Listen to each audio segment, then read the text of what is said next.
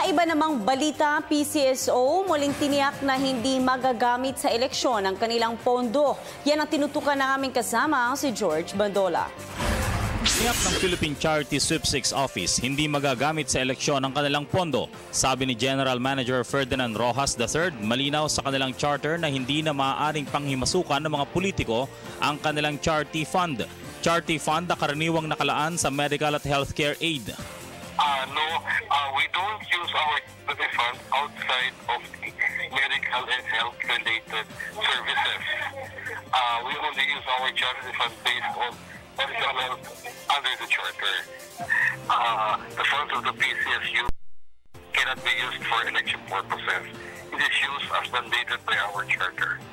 Nilinaw din ni Rojas na maaari ring gamitin ang pondo ng PCSO sa ilang development goals, subalit sa healthcare at medicine concerns lamang pwede itong ituon.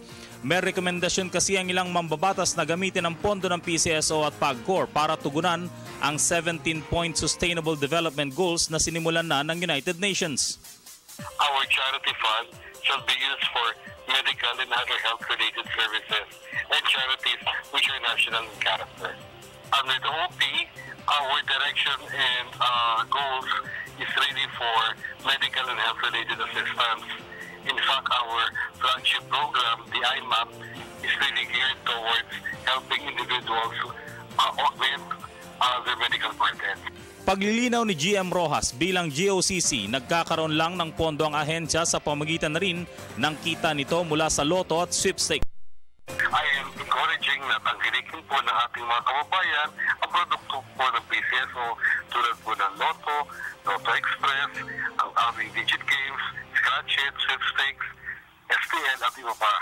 Sa bawat piso po ng pagtangkilik ninyo sa produkto ng PCSO, automatic 20% ho niya na pupunta sa aming charity fund, tulong medical, tulong pagkalusugan sa lahat po ng ating kababayan nationwide.